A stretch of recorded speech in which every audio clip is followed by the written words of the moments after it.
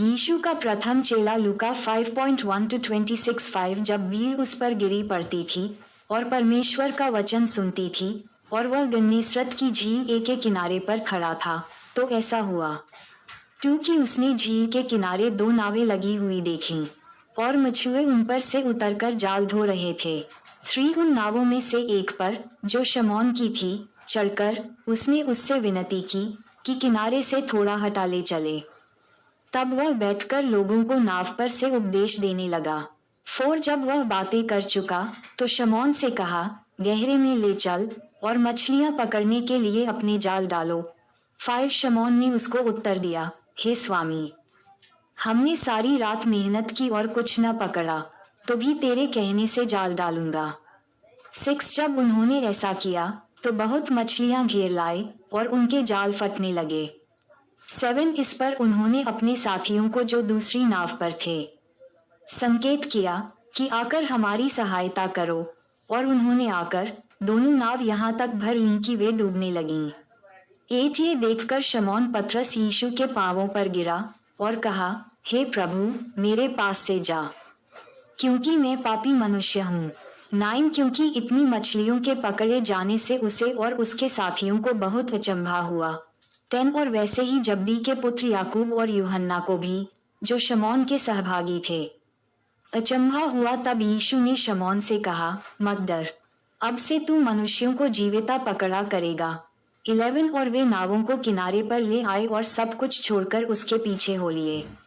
कोढ़ी का शुद्ध किया जाना। 12 जब वह किसी नगर में था तो वहां कोढ़ से भरा हुआ एक मनुष्य आया, और वह यीशु को देखकर मुंह के बल गिरा और विनती की, हे प्रभु, यदि तू चाहे तो मुझे शुद्ध कर सकता है। 13 उसने हाथ बढ़ाकर उसे छुआ और कहा, मैं चाहता हूँ, तू शुद्ध हो जा, और उसका कोढ़ तुरंत जाता रहा। 14 तब उसने उसे चिताया, किसी से न कह, परंतु जाके अपने आप को याजक को दिखा और अपने शुद्ध होने के विषय में जो कुछ मूसा ने चढ़ावा ठहराया है उसे चढ़ा कि उन पर गवाही हो। लेविया 14:2-32। 15 परंतु उसकी चर्चा और भी फैलती गई और बड़ी भीड़ उसकी सुनने के लिए और अपनी बीमारियों से चंगे होने के लिए इकट्ठी हुई। 16 परंतु वह निर्जन स्थानों में अलग जाकर प्रार्थना किया करता था। यीशु द्वारा लकवा के रोगी को चंगा करना। 17 और एक दिन ऐसा हुआ कि वह उपदेश दे रहा था और फरीसी और व्यवस्थापक वहां बैठे हुए थे, जो गलील और यहूदिया के हर एक गांव से और यरूशलेम से आए थे, और चंगा करने के लिए प्रभु की सामर्थ्य उसके साथ थी। 18 और देखो, कई लोग एक मनुष्य को जो लकवे का रोगी था खाट पर लाए, और वे उसे भीतर ले जाने और यीशु के सामने रखने का उपाय ढूंढ रहे थे। 19 और जब भीड़ के कारण उसे भीतर न ले जा सके तो उन्होंने छत पर चढ़कर और खपरेल हटाकर उसे खाट समेत बीच में यीशु के सामने उतार दिया।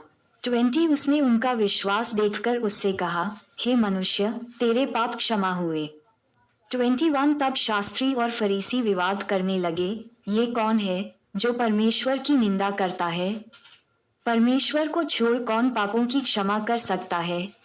22 यीशु ने उनके मन की बातें जानकर उनसे कहा, तुम अपने मनों में क्या विवाद कर रहे हो? 23 सहज क्या है, क्या ये कहना कि तेरे पाप क्षमा हुए, या ये कहना कि उठ और चल फिर? 24 परंतु इसलिए कि तुम जानो कि मनुष्य के पुत्र को पृथ्वी पर पाप क्षमा करने का भी अधिकार है।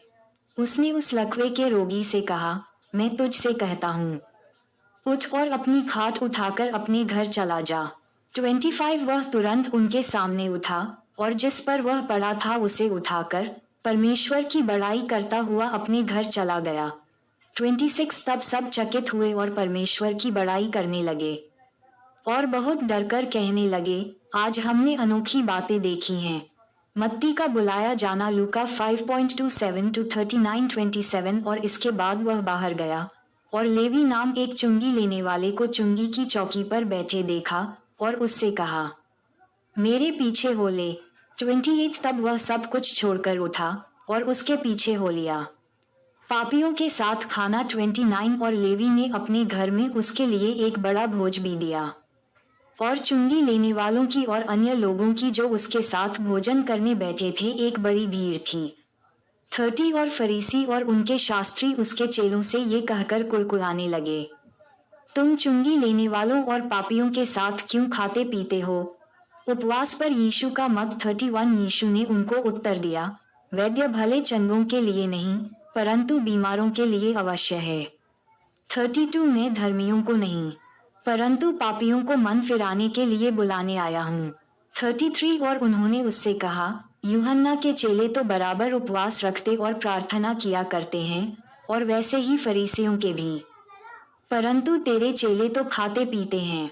34 यीशु ने उनसे कहा, क्या तुम बारातियों से जब तक दूल्हा उनके साथ रहे उपवास करवा सकते हो? 35 परंतु वे दिन आएंगे जिनमें दूल्हा उनसे अलग किया जाएगा, तब वे उन दिनों में उपवास करेंगे।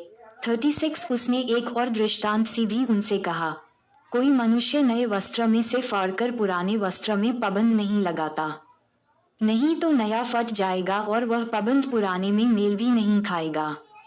37 और कोई नया दाखस पुरानी मशकों में नहीं भरता, नहीं तो नया दाखस मशकों को फाड़कर बह जाएगा और मशकें भी नाश हो जाएंगी। 38 परंतु नया दाखस नई मशकों में भरना चाहिए।